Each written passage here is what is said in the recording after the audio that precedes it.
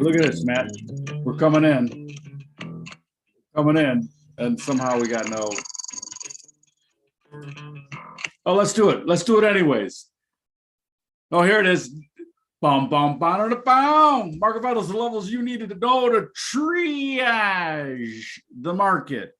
Triaging. Definitely triaging. Meeting is live. Yeah. Good morning, Matt. Morning, Bob. Market Vitals is the stream. MarketVitals.io is the community.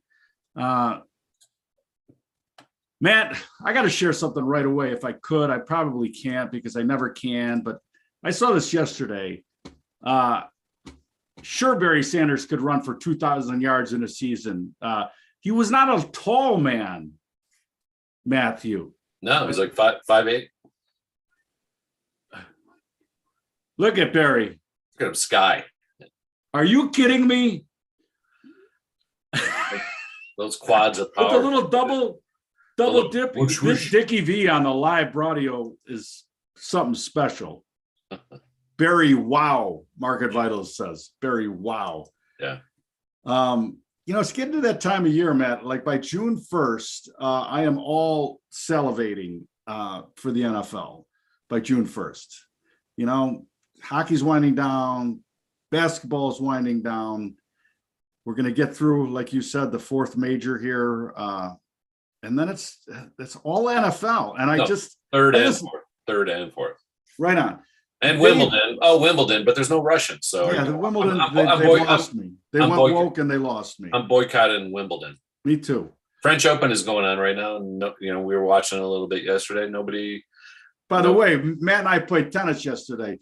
We had a 2-month rain delay in Bend, Oregon. We had our first opening season match in March, and it's been rain, snowing, cold for 2 months here in the high desert. Finally got out for a beautiful day yesterday. Yeah. Beautiful day, and we exposed some carbon credits, I think. Yeah. Let's talk about it because the breaking news, the Davos doves, not talking peace yet, Matt, although Henry Kissinger there shocked everybody by saying we need to get to the peace room. We need to start talking peace in Ukraine because the elites, they're trusting each other. We need to negotiate. I can't believe that guy is still alive at 99. Between him and Soros. Soros, exactly. At 92 or whatever. I was just like, why are we watching and then you got Biden. It's like watching is this like the new geriatric? Thankfully, it can't last very much longer. I mean, Nancy Pelosi's 89. They're all like, they're so crusty. I mean, did you see the latest plastic surgery I sent you? Oh, yeah, it's disgusting. They can't even share it here. Man, I want to get to some real price discovery, but first, the climate is on everybody's mind there, and it's seemingly very pressing as they all flew in on their private jets because it's so catastrophic. Anyway, Matt, let's get to it because one of their big pushes in the climate agenda is no meat. And here is the food pyramid by the FDA. The Federal Disinformation Association. Matt, their food pyramid has caused an epidemic of obesity in the country like we've never seen before, ever. Obesity, diabetes, blood pressure. It's unreal how serving of the big pharma, the big food, and the food pyramid has been. All right, well, so here's a perfect example. I was thinking about this. Like I've been doing keto now for 3 months, right at 3 months, and I have this is a little experiment I've been doing. I've got the tortillas, the flour tortillas, right? I got a pack that I opened beyond that. So let's take it back to February 1st. There's no mold on those things still. They're in my refrigerator. I have not touched one in over 3 months. And I can bring one out and make like you said, make a make a quesadilla with I don't know. Well, Matt, part of the climate discussion is no meat. This is what you're talking about. This is basically the food pyramid that you've been on. A Yeah. lot of clean, healthy, protein-based meats, fish, Yeah. Lean, etc. lean shrimp.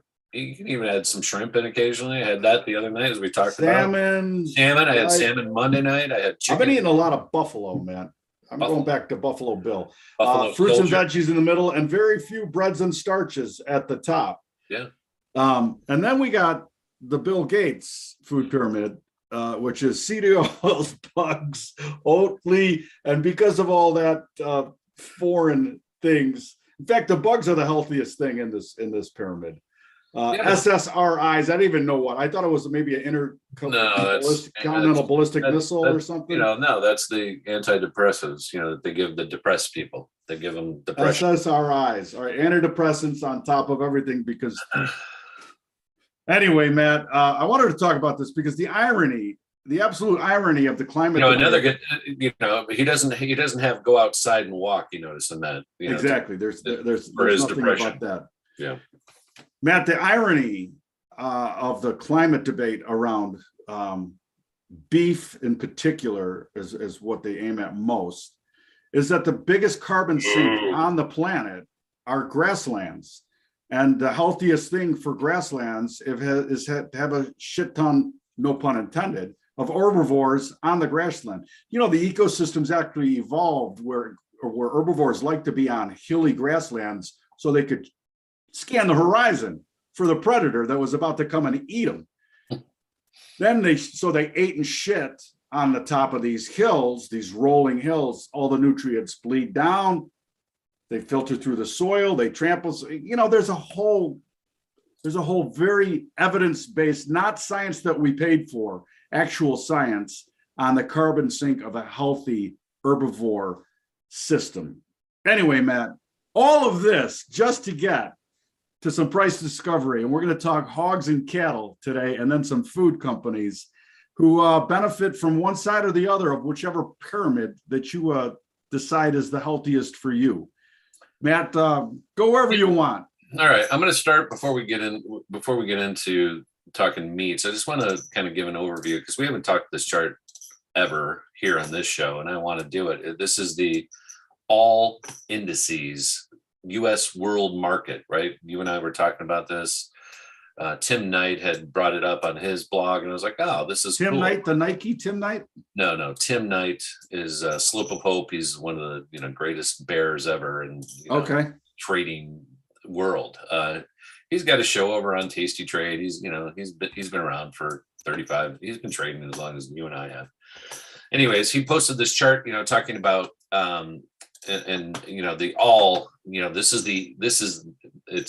the all indices of the world, a conglomerate of world equities. And we peaked at 1328, and now we're just look at this. Like, this is astounding to me. Like, when I saw this chart, I was like, wow, this is crazy. Like how 2022, it literally, they decided that, the elites, people started waking up and going, this isn't going to end well. And they're all racing to the bottom right now. And the thing about this that is so interesting is we've blown through the 2020 low. We've blown through, which was here, right? So once you blew through that. And so to me, this is like really a leading indicator because all the other markets across the world are way far ahead of where we are. And that's what this is telling me. This is not just the NASDAQ, Dow, S&P, Russell, right? It's all indices. So it's Brazil, China, Argentina, right? Argentina, exactly. All the big, Asia, London. You're adding DAX. Everything is combined here, and I don't know how they come up with this. Is like I said, I don't know what how the indice is configured, but it's interesting because basically what this is showing us, Bob, we have blown through the 2015 lows. So we've taken out 7 years, right? And this hasn't happened yet. And so I wanted to talk about this a little bit and then just come back to our discussion with the Benzinga boys, right? And they are boys, young men. And let's look at this again and go, okay, so we were at 409. And if you think about 409, that's funny. Formula 409. Formula 409. But if you think about like where this is, where we would be in comparable, like where is 2015 prices, right? So if the rest of the world has already gone there, 2015, Bob, is somewhere back in here. I mean, that's 83. And I'm saying just the COVID lows is your first target, 166, and we're at 288. So think about that. Not only that, I mean, it happens to be the high end of the long-term profile. Correct. And you start to look at this and you go, this is going to happen. It may not, not necessarily this year. How are you going to reverse this? How is this going to shoot back to new highs? And that was my point to the young lad, that like, it's going to be a decade. It could be a decade before we revisit this pricing in these equity markets. It could be a decade. And he, what? Well, I mean, he was playing T-ball in 2000. So 2019, maybe. That's his length in the markets. But the point is, I mean, this will, you think about that all indices market, this points to me that it's just leading us. And so I think people should be watching that indicator, that indice, index, whatever we want to call it. I'm using plurals. It's day there. It's a day there index. I don't know what it is. You know what? Why can't we use dem and dare? As an Italian, I don't know why you're. I don't know why. And doze. And though I don't know why you are not avidly advocating for dem and dare and doze. And doze. Dem guys with a D. Those guys. Those guys. And let me ask you a question, Matt. Anyway. Well, let's bring up, you wanted to talk some meat, so let's shift over to that. But I just thought that was interesting. I did think that was interesting. Listen, man, you have to take, not only do fractals in time are important, but fractals in what part of the world economy are you looking at? And big fund managers do this all the time, right? They put on Asia versus this, or emerging markets, yada yada yada. So it's always important. But I think the point is there's no buying going on. There's, for you to buy an emerging market right now would be I don't know. I don't think it's a good thing. I don't think, I think there's more room to go still to the downside, as that whoosh shows. I mean, that's such a strong move down. That's just, it's got to bounce out and roll out and it hasn't even bounced. So right on. Who knows how far it's going to fall. And I think that it just plays into some of the models and the long-term macro stuff that's going to continue. This inflation is not transitory. They're trying to tell us now that the interest rates have gone from 3.1 to 2.7, and we said, well, as long as it holds 2.5. So they're trying to use that now to get people to buy, and it's not working. Like, if you think about it, like the bonds are going up, and yet people still aren't chasing equities. They're still, as we've talked about, there's still any little bump, they're just selling. So anyways, let's come to the meats here. This is the lean hog futures we're looking at. And this is the August. And again, as I've said before on the show, the summer, completely opposite to cattle. The summer months in hogs are the highest price hogs on the curve. Because of the amount of slaughter is much lower in the summer months than they are in the winter months. So these hogs generally the cheapest on the board. June, July, or August hogs the highest on the board. And from what I'm hearing in my circles, I spent many years in the hog pit, and I have some righteously good contacts. Fundamentally, they think this story continues to be bullish all the way through the end of the year. So I love looking at this August chart, because we did get a major washout, and now we're back into the meat of this profile. And as long as it can hold the low end of this profile, yep, I'm fairly friendly to hogs here. Makes sense. I mean, again, and I love to hear your take on it, because you don't. No, I mean, I again, to me, we're trading 107. It bounced $10. I mean, if you could pull back a little bit, maybe to 103, 104. I'm not involved, but looking at the chart, I might buy a little just to be in if I think it's going to go to 120, the high end of that value zone, and buy some more if it dips down to 104, 102, and then from there you got to stop if it gets below 98. I mean, that's what I see. And amazingly too, I mean, if you'd said that we were going to use these numbers a year and a half ago, 2 years ago, like I'd be like, are you out of your mind? You're going to risk 400 or 4 big handles or 5 big handles? That's what's on the ground trading hogs right now. Like you have to take an enormous amount of risk. There's an enormous amount of risk in this chart, just like the oil chart, just like the lumber chart had. These markets are flying and there's a ton of risk in it. All right, let's get out. Let's move on to Deese cattle. Again, Deese cattle, the highest price on the board. And another one that's very intriguing to me because they've absolutely crushed this market. Whoa, whoa, whoa. Stop it. All right, I'm gonna have to stop my Telegram fighting of 24/7 Trade Station FX because they load their messages like in one go, 50 of them come through. All right, Yeah, I mean, Deese cattle. Yeah, I mean, this looks again like we just had a washout here, 152 to 153, the last couple months, and that looks like, you know, that 143 level looks like it's going to hold. We're only at 144, so this one's a little, again, bearish, right? And I don't know anything about the fundamentals, but I would say look to be a seller if you could rally back to, you know, 150. Right on. All right, but it's turned. You could also buy it and say I'm long as it doesn't break 143. Beautiful. I love it. Thank you, Matt. I always appreciate somebody that, you know, and you should be seeking out. Again, in this world, it's amazing how nobody seems to want to seek out the alternate opinion. The you know, in markets, it's with money and against money at all times. Like, why wouldn't you want to know what somebody else that has an opposite viewpoint of you? Why don't you want to have them walk through what they're thinking, how they're thinking? You have to, if you want to be a disciplined, critical thinker in anything. Now, along with that, I'd like to, you know, we've talked about a couple of these names, you know, we're not going to go through some of the meat producers, but I figured since we talked hogs and beef, why not talk a little chicken, right? And Tyson, what's the matter, Colonel Sanders? Chick-fil-A. And you know, we've talked about Tyson a lot, and we said that was looking a little frothy, everything, you know, that early part of the year when things, and it kind of double topped there and hammered again. Like that would have been a great sell again. I think we already talked about that, but it continues to come back to the low end of value and hold, right? So you're playing ping pong here, and you know, really, again, on a short-term chart, you could probably buy this. You could buy that dip down to 82 or 80, whatever that is, 80.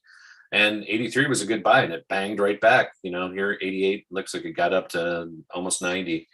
So, you know, that's interesting to me.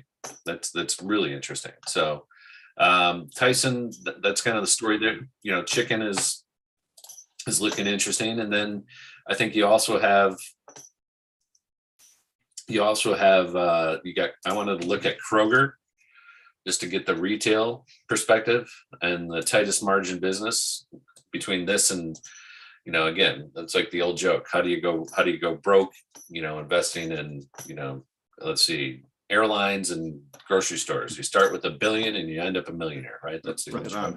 Yeah, exactly. But, you know, this had a huge run recently. You know, this thing must have had great earnings, went from 41 to 62, but then it reversed. So what a wild, I mean, to see Kroger move, like I haven't looked at this chart, honestly, Bob, and to see how wild this thing has been moving.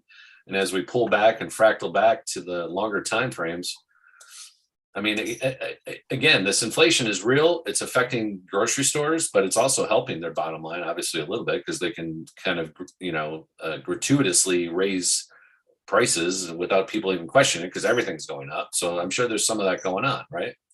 There's pricing beyond the normal inflationary pricing going on. So this is a very bullish chart. I would love to buy it. Maybe if it dipped back into the value, you know, the top of that value zone, $40. So again, bullish chart, been bullish for a while. This is going back to 2019.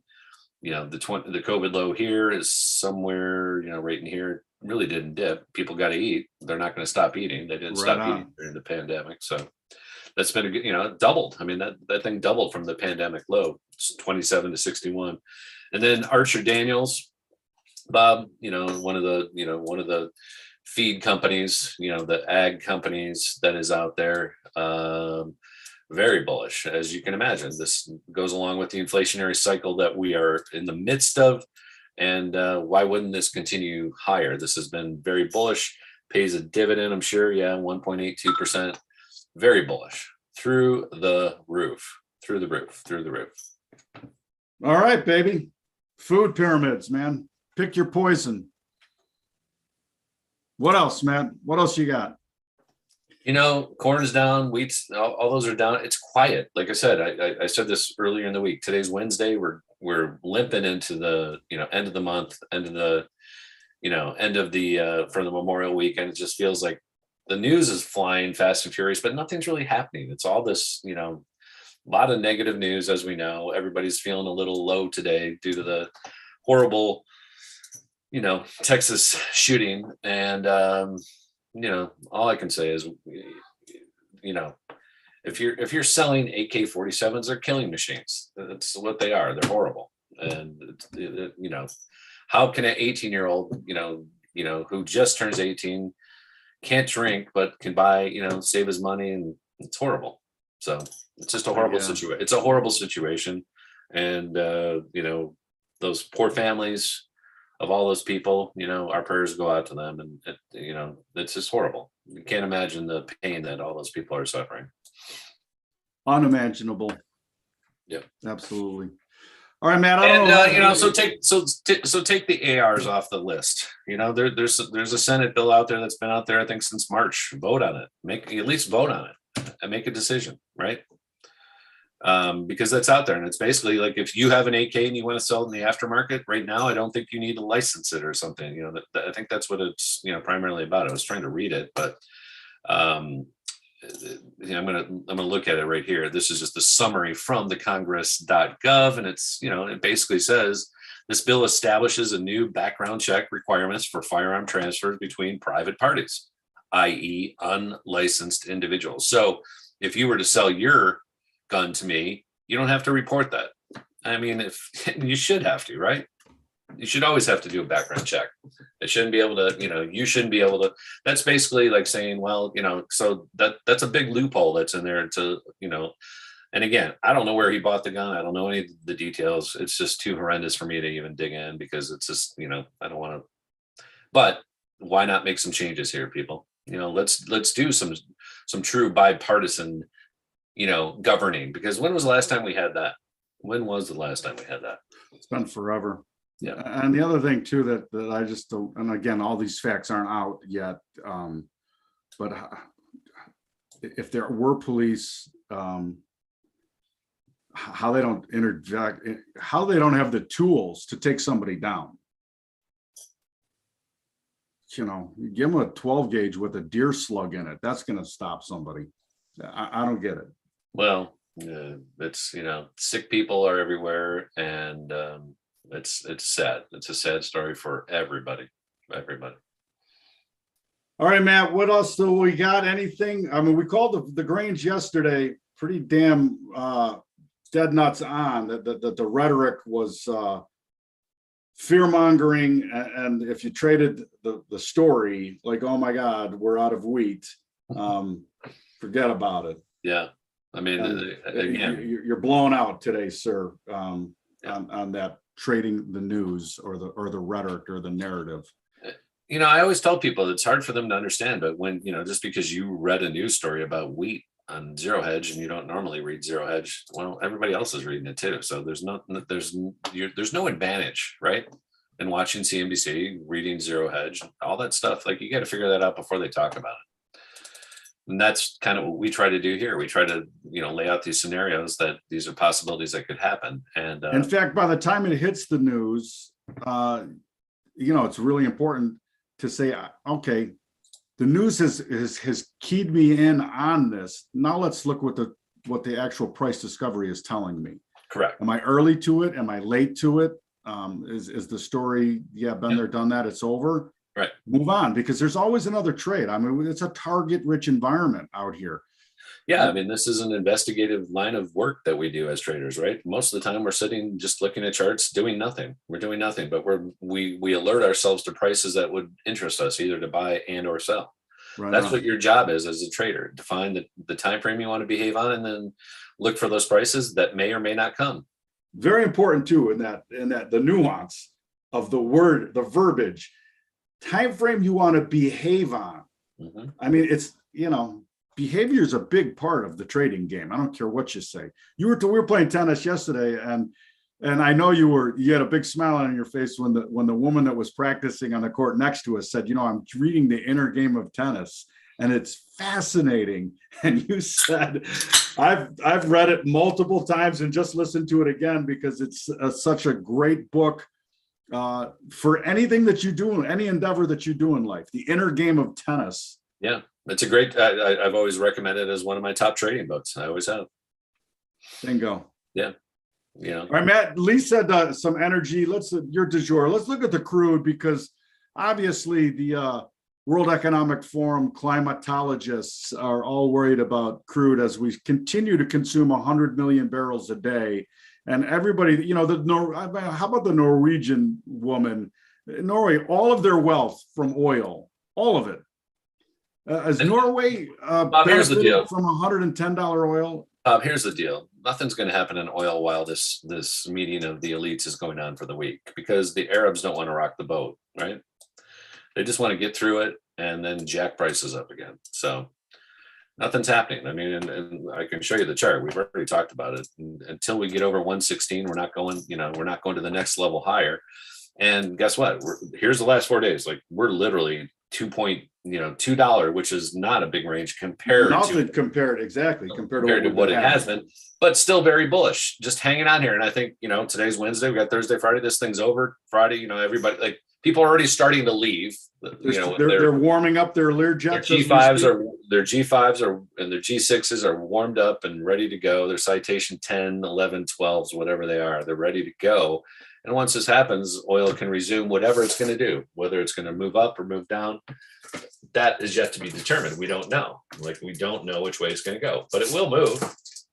It will move. But until then, and why is it not moving? I mean, to me, it's bloody obvious. They're all meeting there. They're not going to jack it around while they're talking about what we have here is the failure to communicate. Seriously, Colonel Klink. Yeah. I can't stop thinking of Hogan's Heroes every time I hear the guy talk. Or, or as you said, the crazy Mike Myers character. All right, Matt. That's all we got. Please join us at marketvitals.io. It's off to work we go. That's it. Cool Hand Luke. Question for you. Who was your favorite guy and favorite girl on Friends? That show was so brutal. So brutal. I can't even comment. Friends. Now, you know what I will talk about? Let me talk about this since you want to talk about TV. Let's talk about McDavid and how that game, by the way. Wait a second. McDavid, by the way. McDavid, an Irishman. McDavid.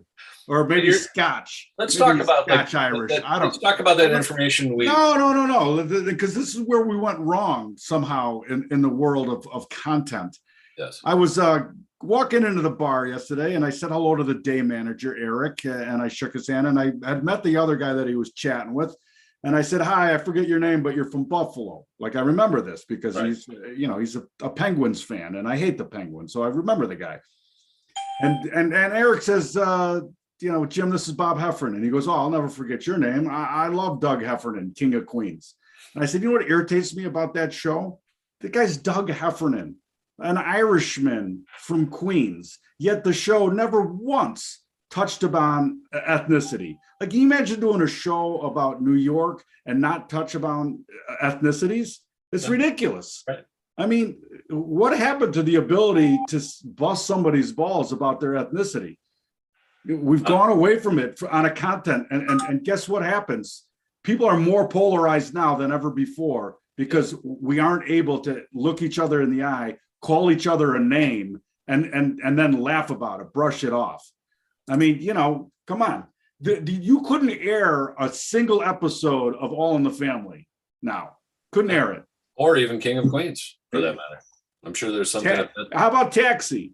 Yeah, Taxi, Barney Miller, none of them. Barney Miller, Fish, Wojciechowicz. We're all ethnics. Everybody is. How about we get back to busting each other's balls in a playful, authentic, and sometimes, let's face it, every time there's some offsides. you know, Tough 2 stuff. minutes, 2 minutes for slashing. But I don't know. I don't think the world's a better place when everybody has to have all of their feelings protected all of the time. Right. Anyway, I rant. Thanks, Matt. Thanks for getting me going. And by the way, I want to see the ESPN computer, out in the woodshed. I'm going to kick its ass. Bears, worst in the league. Give me a break. All right, that's it. The Bears. Thank you, Matt. Thank you, Bob. Appreciate it. Thank you, Lee. Thank you, Kurt. See you, boys.